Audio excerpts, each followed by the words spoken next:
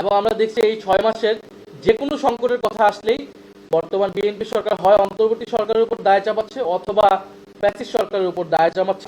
Press briefing থেকে আমরা মূলত সরকারের বর্তমান বিএনপি সরকারের যে 180 দিন তারা অতিবাহিত করেছে, এই 180 দিন বাংলাদেশের পরিস্থিতি, রাজনৈতিক অর্থনৈতিক পরিস্থিতি কিরকম ছিল, সরকারের ব্যবস্থাপনা কিরকম ছিল, এবং এই সরকার আমরা দেখেছি 180 দিন উপলক্ষে তারা নিজেরা একটা প্রেস ব্রিফিং করেছে, একটা ইবুক পাবলিশ করেছে।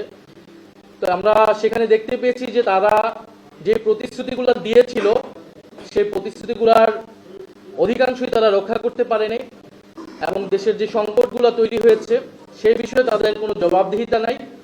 উল্লেখ্য তারা নিজেদের সফলতা দাবি করছে। তো আজকের প্রেস ব্রিফিংয়ে মূলত আমরা আপনাদেরকে দেখানোর চেষ্টা করব, জনগণকে দেখানোর চেষ্টা করব আপনাদের মাধ্যমে যে এই সরকার কোথায় কোথায় অব্যবস্থাপনা এবং সংকটগুলো তৈরি করেছে। আজকে একটু আমাদের সময় লাগবে, আশা করি আপনারা আমাদের সাথে থাকবেন।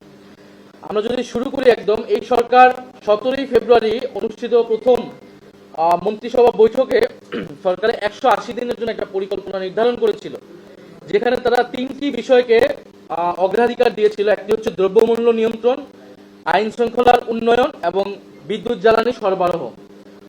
আমরা দেখতে পেলাম যে এই 6 মাসে এই যে 3টি বিষয়কে তারা অগ্রাধিকার দিয়েছিল, এই 3টি বিষয়তেই তারা কিন্তু নিদারুণভাবে ব্যর্থতার পরিচয় দিয়েছে। দ্রব্যমূল্যের জায়গা যদি আপনি বলেন, নিত্য প্রয়োজনীয় দ্রব্য যেগুলো আছে 10 থেকে 15 টাকা করে সবগুলোতেই বেড়েছে, চাল ডাল ব্রয়লার মুরগি থেকে শুরু করে, এবং জীবনযাত্রার যে ব্যয় সেটা কিন্তু ঊর্ধ্বমুখী, এবং নিত্যপণ্যের বাজারে যে সিন্ডিকেট সেটা ব্যাপকভাবে পুরোদমে সক্রিয় রয়েছে। আইন শৃঙ্খলার উন্নয়ন আমরা ডেটা দিব, তখনই আপনারা দেখতে পারবেন যে 6 মাসে বিগত 6 মাসের তুলনায় অন্তর্বর্তী সরকারের তুলনায় আইন শৃঙ্খলার পরিস্থিতি আরো কিভাবে খারাপ হয়েছে। এবং বিদ্যুৎ জ্বালানি সরবরাহ এটাও আমরা দেখাবো, এবং এটা আসলে বলার অপেক্ষা রাখে না। আমরা জানি না এই প্রেস ব্রিফিং চলাকালীন সময় আসলে বিদ্যুৎ থাকবে কিনা। আমরা যদি একটু সামনের দিকে আগাই, আমরা যদি প্রথমে অর্থনৈতিক অব্যবস্থাপনা যাই, যেখানে মূলত আসতেছে জ্বালানি সংকট এবং দ্রব্যমূল্যের ঊর্ধ্বগতি। জ্বালানি তেল সংকটে আপনারা জানেন যে এই সরকার আসার পরে মার্চ এপ্রিলে পাম্পগুলোতে ভয়াবহ পেট্রোল এবং ডিজেল সংকট শুরু হয়েছিল, এবং প্রচুর লাইন আমরা দেখতে পেয়েছিলাম। এবং সংসদে তখন জ্বালানি মন্ত্রী তিনি প্রথমে দাবি করেছিলেন যে কোনো তেলের সংকট নেই, জ্বালানি সংকট নেই, এগুলা হচ্ছে পরিকল্পিতভাবে করা হয়েছে। পরবর্তীতে জাতীয় সংসদে একটা কমিটি করে এটার একটা প্রস্তাবনা তৈরি করা হয়। সেই কমিটিতে বিরোধী দল অংশ নিয়েছিল, এবং আমরা সেখানে প্রস্তাবনা দিয়েছিলাম, কিন্তু সেই প্রস্তাবনা অনুযায়ী কোনো ব্যবস্থা নেওয়া হয়নি। সেই সময়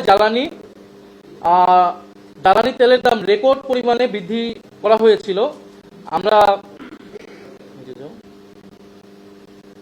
অকটেন হচ্ছে 20 টাকা লিটারে, পেট্রোল 19 টাকা, কেরোসিন 18 টাকা এবং ডিজেল 15 টাকা। এবং এই মূল্য বৃদ্ধিটা পণ্য পরিবহন, সেচ, কৃষি সহ আমাদের আরো অনেকগুলা সেক্টরে এটা সরাসরি প্রভাব বিস্তার করেছে। এই যে সংকট, এই সংকটের পিছনে আমরা দেখেছি যে স্থানীয় নেতাদের প্রশ্রয়ে সিন্ডিকেট গড়ে উঠেছিল। পাম্পের ভূগর্ভস্থ ট্যাঙ্কে তেল মজুত করে রাখা হয়েছিল। অভিজ্ঞতাহীন প্রভাবশালী গোষ্ঠীর সরবরাহ ব্যবসায় প্রবেশ করেছে, এবং উচ্চ কমিশনে বিপিসি এবং পেট্রোবাংলায় পাইকারি বিক্রি শুরু হয়েছিল, এবং অর্থাৎ জ্বালানি ক্রয়ে স্বচ্ছতার প্রশ্নটা অনুপস্থিত ছিল। এবং বিভিন্ন জায়গায় আমরা দেখেছি পাম্পের মজুদের ঘটনায় স্থানীয় সংবাদ মাধ্যমে এসেছে, প্রশাসনের অভিযানও সেটা এসেছে। সেই সিন্ডিকেট সরকার কিন্তু ভাঙতে পারেনি। আমরা যদি গ্যাসের দিকে আসি, বর্তমানে দৈনিক গ্যাস চাহিদায় 43% ঘাটতি রয়েছে। দিনে আপনার 380 কোটি ঘনফুট হলো চাহিদা, সেটা এখন 215 সরবরাহ আছে, 215 কোটি ঘনফুট। ঢাকার মতো শহরে দিনে এখন প্রায় 12 থেকে 14 ঘন্টা চুলা জ্বলছে না। বিদ্যুতের ঘাটতির কারণে বিকল্প হিসেবে বিদ্যুৎ সরবরাহের সুযোগও সীমিত রয়েছে। শিল্প কারখানা উৎপাদনের জন্য অন্তত 3 থেকে 4 PSI প্রয়োজন, অর্থাৎ কিন্তু বিভিন্ন এলাকায় গ্যাসের চাপ প্রায় শূন্যে নেমে এসেছে। এবং এই বিপুল ঘাটতি সত্ত্বে সুপরিকল্পিত কোনো সমাধান হাজির করা হয়নি, বরং সংকটকে পুঁজি করে স্পট মার্কেট থেকে বেশি দামে ক্রয়ের আয়োজন করা হচ্ছে। আমরা যদি দেখি যে গ্যাসের চাপে শূন্য নেমেছে যে শিল্পাঞ্চলগুলোতে, আপনারা এই জেলাগুলোর নাম দেখবেন আশুলিয়া, সাভার, গাজীপুর, কালিয়াকৈর, ময়মনসিংহ সহ প্রায় অনেকগুলা জেলায় গ্যাসের চাপ শূন্যে নেমে এসেছে। হবিগঞ্জে একাত্তর উৎপাদন বন্ধ হয়েছে 171টি জেলা। নারায়ণগঞ্জে উৎপাদন বন্ধ হয়েছে 450টি ডাইং কারখানা। এবং বিজিএমএ সদস্য কারখানা যে রয়েছে তাদের প্রায় 30 থেকে 35% তাদের সক্ষমতার তুলনায় কম উৎপাদন তারা করছে। এবং এটা বিভিন্ন পত্রিকার রেফারেন্সে আমরা পেয়েছি। গ্যাস সংকটে শিল্প উৎপাদন ব্যাহত হচ্ছে। আমরা যেটা বললাম, বিজিএমই সদস্য কারখানা 30 থেকে 35% কমেছে সক্ষমতা, এবং সব খাত মিলিয়ে 2 মাসে গড় উৎপাদন 24% হ্রাস পেয়েছে। কাঁচ, ইস্পাত, বস্ত্র তৈরি, পোশাক কারখানা সহ গুরুত্বপূর্ণ বিভিন্ন সেক্টরে এটার জন্য ক্ষতিগ্রস্ত হচ্ছে। গ্যাসের কারণে ক্রয়াদেশ সরে যাচ্ছে এবং আমরা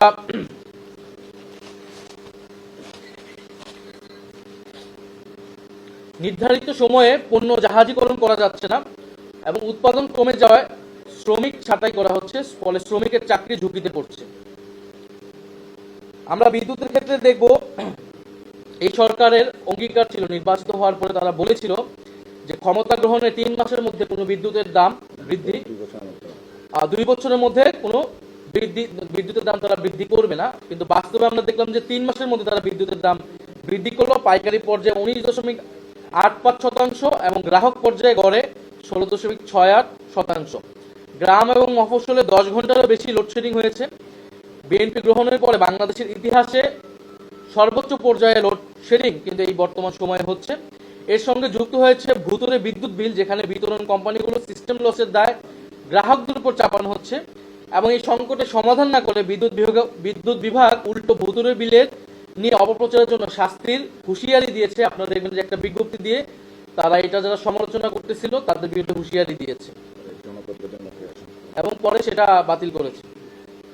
আমরা জানি আগের একটি সমস্যা আমাদের বিদ্যুতে রয়ে গিয়েছে যে ক্যাপাসিটি চার্জে জনগণের প্রায় 70,000 কোটি টাকা প্রতি আমাদেরকে অর্থের অপচয় আমাদেরকে দিতে হচ্ছে। এবং এই ক্যাপাসিটি চার্জের কথা এবারের বাজেট বক্তব্যে অর্থমন্ত্রী বলেছেন, ইশতেহারেও বিএনপির ছিল যে এটা তারা দূর করবে, কিন্তু আমরা তেমন কোনো ভূমিকা আমরা দেখিনি। এই আদানি চুক্তিগুলো সহ যে বিদ্যুৎ চুক্তিগুলো কুইক রেন্টাল আইনের মাধ্যমে ফ্যাসিস্ট সরকার করেছিল, সেই চুক্তিগুলো, সেই ক্যাপাসিটি চার্জের ব্যবস্থা তারা কি করবে। আমরা দেখেছিলাম যে অন্তর্বর্তী সরকারের সময় যেই জাতীয় কমিটি হয়েছিল তাদের সুপারিশ দিয়েছিল যে ক্যাপাসিটি চার্জ এবং এই চুক্তিগুলো বাতিলের জন্য কি ধরনের ব্যবস্থা নেওয়া উচিত। সরকার কিন্তু সেই সুপারিশগুলো মানছে না এবং নিজেও কোনো এই ধরনের কমিটি বা কোনো ধরনের ব্যবস্থা নিচ্ছে না। আমরা দেখেছি যে সরকারের একজন উপদেষ্টা, তথ্য উপদেষ্টা, প্রধানমন্ত্রী তথ্য উপদেষ্টা বলেছেন যে শুধু 15 বছরের দুঃশাসন এবং বিধ্বস্ত অবস্থার উপর দায় চাপিয়ে কি নিজেদের অক্ষমতা, অদক্ষতা এবং অব্যবস্থাপনা ঢাকা যাবে। অর্থাৎ আমরা দেখতে পাচ্ছি যে সরকার বিদ্যুৎ সংকটের জন্য বর্তমান সরকারের ন্যূনতম দায় নেই, বরং যেই ফ্যাসিস্ট সরকার ছিল 15 বছরে তাদের উপর দায় চাপাচ্ছে।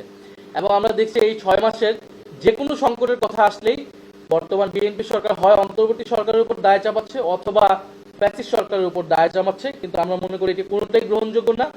অন্তর্বর্তী সরকার আরো বিধ্বস্ত পরিস্থিতিতে দেশের দায়িত্ব কিন্তু সেই সময় নিয়েছিল।